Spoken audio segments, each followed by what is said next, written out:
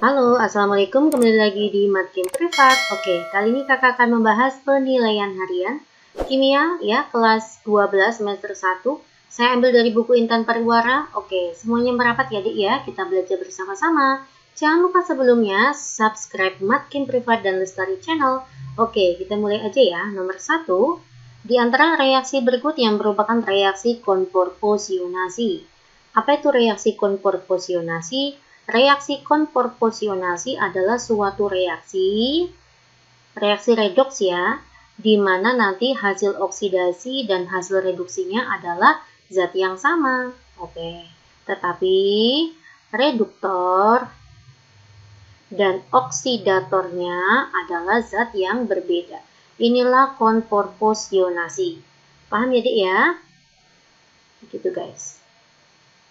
Ya, kita akan lihat ya. Sebagai clue-nya gini aja, di ruas kiri keluar 2 kali, ada unsur yang sama, di ruas kanan 1 kali. Itu cara cepatnya, coba kita cek ya. Ya, jawaban yang tepat itu adalah poin D. Kalian lihat ya, di sini PB-nya ada 2 kali. Nah, di ruas kanan PB-nya 1 kali. Nah, coba kita cek di situ ya. Ada PB ditambah dengan PbO2 menghasilkan PbSO4 ya. Di sini Pb adalah unsur bebas, maka biloxnya 0. Ke ruas kanan sini, ini SO4 2- ya, maka Pb-nya 2+, mengalami oksidasi. Selanjutnya, untuk PbO2, O itu kan -4 ya, maka Pb-nya adalah +4. Di sini kan +2, mengalami reduksi. Nah, inilah reaksi konporposionasi. Oke ya guys, lanjut aja. Reduksi 1 mol ion BrO3- saya buat di sini menggunakan warna biru ya. Ini berarti nomor 1. Ada BrO3- menjadi Br-. Membutuhkan elektron sebanyak berapa? Langkah pertama, kita harus mengetahui perubahan biloxnya terlebih dahulu ya. Ini negatif 1. O itu adalah -3 kali, O itu -2 ya. -2 kalikan 3 itu -6. -6 ditambah berapa biar -1? Maka sini +5. Begitu guys. Ya, 5 ke -1 itu adalah turun 6. Nah, artinya dia menangkap 6 elektron. Saya masukkan di sini 6 elektron. Oke ya, misalkan saya setarakan, saya ditambah di sini adalah H2O. Oksigennya butuh 3, saya masukkan sini 3. Nah, ini adalah suasana asam ya, maka ruas kiri saya tambah H+. H+-nya sebanyak berapa? Sebanyak 6. Karena di ruas kanan H-nya juga ada 6.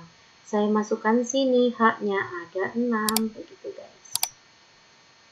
Oke ya? Nah, maka dari itu, pada reaksi tersebut membutuhkan elektron sebanyak 6. Paham ya? 6 mol. Karena BrO3-nya itu 1 mol. Kita lanjut aja ya, Dik ya. Masuk ke soal nomor 3. Zat yang berperan sebagai pengoksidasi. Pengoksidasi itu nama lain dari oksidator. Oksidator adalah zat yang mengalami reduksi. Reduksi itu ditandai biloxnya turun dan hasil oksidasi. Oke guys, saya buat di sini ya. Nomor 3 ada SnCl2 ditambah dengan I2. HCl-nya tidak perlu saya tulis, nggak apa-apa ya. Nah, karena dia tidak mengalami perubahan belok menjadi SnCl4 dan Hi. Di sini Sn, nah seperti ini ya. Sn ini Cl-2 ya, -2, maka Sn-nya adalah +2. Di sini adalah -4, maka di sini adalah +4. 2 ke 4 mengalami oksidasi. Karena mengalami oksidasi, maka SnCl2 itu dikatakan sebagai reduktor. Nah, inilah yang dikatakan hasil oksidasi. Oke ya, maka hasil oksidasinya itu adalah, ini hasil oksidasi ya. Hasil oksidasinya itu adalah SnCl4. Ini ya, dan ini. Oke, maka nanti oksidatornya siapa ya? Jelas I2 ya. I2 ini adalah 0.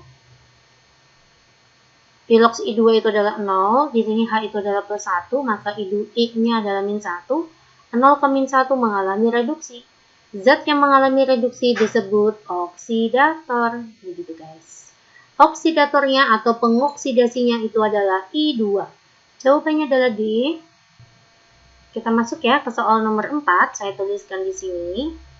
Hidrogen peroksida, saya buat dulu ya, 2H2O2 menghasilkan 2H2O ditambah dengan O2. Nah, ternyata hidrogen peroksidanya itu adalah 100 ml 0,2 M. Ditanya adalah jumlah mol elektron yang terlibat. Apa rumusnya jumlah mol elektron? Jumlah mol elektron itu rumusnya adalah elektron yang terlibat ya. Elektron yang terlibat pada reaksi redoks tersebut dibagi dengan koefisien. Karena di sini kita mencari hidrogen peroksida ya, maka koefisiennya H2O2 dikalikan dengan molnya H2O2. Begitu guys. Oke, kita akan buat reaksi reduksi dan oksidasinya itu di mana dulu ya. O, maka ke O ya guys. Di sini bloknya adalah 0. H itu nanti sini plus 2, maka saya min 2. Min 2 bagi 2 adalah min 1. Min 1 ke 0 itu naik 1. Oke, naik 1. Nah, karena oksigen yang terlibat ada 2, caranya kayak gini, maka kita kalikan 2. Nah, artinya kayak gini. Ya, lanjut, kita masuk mencari perubahan biloksnya H. Iya, oke. H ya, H ke H. Nah, oke. O itu adalah min 2, min 2 kalikan 2 itu min 4, maka sini plus 4, 4 bagi 2 itu plus 2 ya. Di ruas kanan, O itu adalah min 2, maka nanti sini plus 2 bagi 2 itu adalah plus 1. 2 ke 1 maka turun 1, tapi seperti tadi lagi ya, ternyata H yang terlibat ada 2, maka nanti saya kalikan dengan 2, maka jadinya min 2. Begitu guys. Ini plus 2, ini adalah min 2. Nah, berarti nggak perlu kita reaksikan setengah reaksi reduksi dan oksidasi ya. Sudah terlihat sekali di sini elektron yang terlibat itu adalah 2. Ya, oke ya. Maka saya masukkan sini 2 dibagi dengan koefisiennya H2O2 itu adalah 2 dikalikan dengan molnya H2O2. Apa rumusnya mol? Ternyata ada volume dan ada konsentrasi. Rumusnya mol itu adalah M dikalikan V. 0,2 dikalikan 100 itu adalah 20. Nah, maka saya kali dengan 20 milimol. Karena volumenya masih mililiter ya. Oke, jawabannya itu adalah 20 milimol. Jawabannya D. Lanjut kita masuk ke soal nomor 5. Setengah reaksi reduksi. Oke, kita akan mencari dulu siapa yang mengalami reduksi. Di sini yang mengalami reduksi itu sudah terlihat ya. Nanti adik cari sendiri ya. Nah, nih sudah saya tentukan langsung ya. Nanti adik coba di rumah. Yang mengalami reaksi reduksi itu adalah KClO4 menjadi KCl. Ya, karena biloksnya turun. Coba kita perhatikan di sini. Nah, kayak gini. Oke ya. O itu adalah min 2 kalikan 4 itu min 8 ya. Ini adalah K golongan 1 maka plus 1. Min 8 tambah 1 min 7 maka Cl-nya 7. Di sini K adalah plus 1, maka Cl di sini adalah min 1. 7 ke min 1, maka turun 8. Begitu guys, ya. Oke, kita mencari reaksi setengah reduksinya. Nanti K-nya lepas. K nggak boleh ikut ya, yang boleh ikut itu H dan O. K plus lepas, maka nanti menjadi ClO4 min. Di sini juga K plusnya lepas, maka menjadi Cl min. Paham ya? Lalu reaksinya menangkap 8 elektron. Saya masukkan di sini 8 elektron. Nah, kita lihat ya. Di sini ada KUH, maka artinya suasana basah. Maka saya tambah dengan OH- nanti ya. Langkahnya sisi yang kekurangan elektron ditambah dengan OH-. Nanti sisi sebaliknya ditambah H2O. Begitu caranya. Coba kita lihat ya, ruas kiri elektronnya itu ada berapa? Ini ada min 1, di sini ada min 8, yang ini. Maka min 1 tambah min 8 itu adalah min 9. Di ruas kanan elektronnya cuma min 1. Maka nanti OH- saya letakkan di ruas kanan. Sebanyak berapa? Biar sama-sama min 9, maka saya tambah 8. Ya, kan jadi min 8. 8 kali min 1. Begitu ya guys. Oke. Dari penambahan OH- kita tahu bahwa di sini H-nya ada 8. Maka nanti ruas kiri kita tambah H2O. Kita tambah H2O sebanyak berapa? Biar H-nya 8. maka saya tambah 4. Oke, insya Allah ruas kiri dan kanan sudah setara. Oke guys, mana jawabannya? Salah, salah, salah. Oh ya udah ya. Ini ternyata cuma C ya, yang CLO 4 min jadi CL min. Oke, oke, yuk. Semangat ya, kita masuk ke soal nomor 6. Lampu pada rangkaian sel volta tersebut akan nyala paling terang jika menggunakan anoda X berupa logam. Di sini ada Cu ya. Agar memiliki SL paling besar. Kalau nyalanya terang itu artinya SL-nya besar. Maka kalian carilah yang perbedaan nilai N0-nya jauh. Nah, di sini kan Cu itu memiliki N0 yang positif. Ya, maka kalian carilah yang N0 yang paling negatif ya. Nah, hafalkan direct volta ya, masih ingat? Lika, banyak, cakap, namung, ali, meneng, bizan ya. Ceri, p, co, ni, seneng, pes, bukan. Lalu di sini H. Nah, ke sana tuh N0 yang negatif semua. Karena H itu N0-nya positif. Oke, berarti kalian cari yang paling negatif ya. Ada Mg, ada Zn, ada mana? PB, yang D itu adalah Fe, lalu ada Ni. Nah, berarti yang paling negatif sudah ketahuan sekali, jawabannya adalah Mg. Maka nanti nilai SO-nya paling besar. Ya, cari yang paling positif. Di sini yang positif adalah si Cu, mengalami reduksi, dan carilah yang paling mengalami oksidasi. Maka jawabannya Mg. Begitu guys. Nomor 7. Diagram sel volta berikut yang menghasilkan SL paling besar. Sama saja jawabannya, kalian cari yang paling negatif dan yang paling positif, itu aja. Ini yang paling negatif ya. Yang paling positif adalah ini. Nah, maka nanti terbentuk dari logam magnesium dan emas. Nah, pada notasi sel, ruas kanan itu mengalami reduksi, ruas kiri mengalami oksidasi. Di sini reduksi adalah yang nilai NO-nya lebih besar ya, maka AU3+ menjadi AU, oksidasinya itu adalah si Mg. Maka nanti Mg menjadi Mg2+. Ya. Jawaban yang tepat itu adalah poin A. Nomor 8.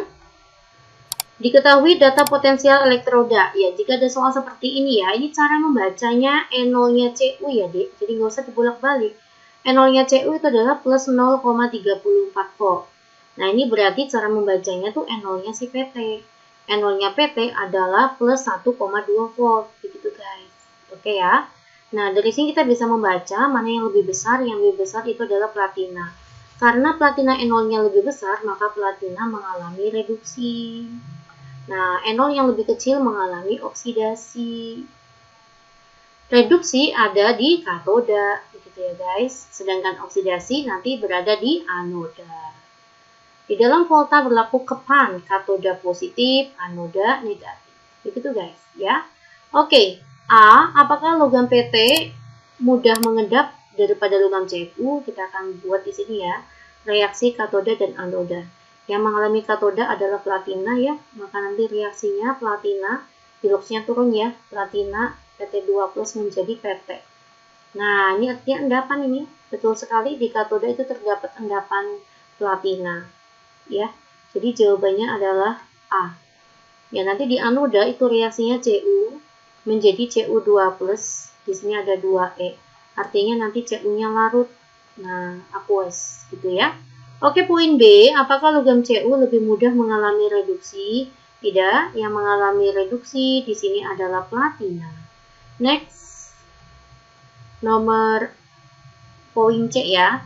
Dalam direct volta, apakah Cu terletak di sebelah kanan? Tidak, yang di sebelah kanan itu adalah platina. Yang di sebelah kanan itu lebih mengalami reduksi ya dalam direct volta. Lanjut poin D, platina lebih mudah larut menjadi PT2+. Tidak, yang lebih mudah larut adalah si tembaga menjadi Cu2+ tuh. Kalau platina nanti mengendap, begitu guys ya. Salah ya. Selanjutnya, apakah diagram voltanya seperti ini? Tidak sekali. Diagram voltanya yang di sisi kanan itu yang reduksi. Di sini yang reduksi adalah platina ya. Maka nanti PT2+ menjadi PT. Nanti sini Cu menjadi Cu2+. Oke guys. Nomor 9, berdasarkan harga potensial sel yang dihasilkan dapat disimpulkan bahwa kita lihat ya, di sini SL-nya plus 1,53 plus 1,38 0,5 0,15. Saya akan cek satu-satu ya. Poin ke-1. Di sini artinya yang mengalami reduksi itu siapa? Kita lihat arah aliran elektronnya saja. Arah aliran elektron itu semuanya ke kiri ya, tanda panahnya. Kalian bisa lihat bukunya. Kalau ini gambarnya terlalu kecil, kayak gini. Nah, arah aliran elektron pada sel volta itu adalah anoda ke katoda. Berarti pada poin ke-1 itu anodanya adalah C, sedangkan katodanya adalah A. Untuk gambar kedua itu anodanya itu adalah B, katodanya itu adalah C. Untuk gambar ketiga, anodanya itu adalah B, katodanya itu adalah A. Ya, dari sini kita lihat bahwa B itu di kiri keluar 2 kali. Dalam direct volta cara membaca kayak gini ya guys. Dalam direct volta ya. Semakin ke kanan semakin mengalami reduksi, semakin ke kiri semakin mengalami oksidasi. Yang direduksi itu adalah katoda, yang mengalami oksidasi itu di anoda. Ya, jadi sini terlihat B itu sebagai anoda 2 kali, maka B itu paling kiri. Nah, habis itu anodanya C ya, di sini yang sebagai anoda C, habis C. Lalu yang di kanan A-nya keluar 2 kali tuh. Berarti katoda untuk A itu paling kuat, maka A paling kanan. Inilah urutannya logam ABC ya di dalam direct volta. Dari sini bisa membaca bahwa N0-nya B itu lebih kecil daripada N0-nya C. N0-nya C lebih kecil daripada N0-nya A. Ya. Kalian coba lihat lagi ya untuk direct volta bagaimana cara membacanya. Poin A, logam A adalah reduktor terkuat. Semakin ke kanan semakin mengalami reduksi, yang mengalami reduksi itu disebut oksidator. Jadi semakin ke kanan oksidatornya kuat. Semakin ke kiri semakin mengalami oksidasi, artinya reduktornya justru yang semakin kuat. Nah, berarti A itu apakah reduktor terkuat? Reduktor terkuat itu adalah B, karena B yang paling kiri ya. Logam B dapat mereduksi C dan A. Ya, di sini apa artinya mereduksi? Mereduksi di sini artinya adalah reduktor. Begitu ya guys. Berarti pernyataan B adalah pernyataan yang benar. Kenapa? Karena B itu merupakan reduktor terkuat ya. Nah, artinya dia bisa mereduksi C dan A. Gitu ya. Jawaban yang tepat itu adalah poin B. Ya, kita masuk ya ke soal nomor 10. Larutan berikut yang dapat melarutkan logam aluminium. Ya, ada aluminium bereaksi dengan larutan ya. Misalkan saya buat larutannya adalah AB, menghasilkan nanti hasilnya produknya itu ya. Produknya nanti aluminium yang larut. Syaratnya apa? Aluminium itu harus memiliki N0 yang lebih kecil, atau kedudukan aluminium itu di kirinya A. Di kirinya logam A harus di kirinya logam A dalam direct volta. Atau dengan kata lain boleh N0-nya AL itu harus lebih kecil dari N0-nya A.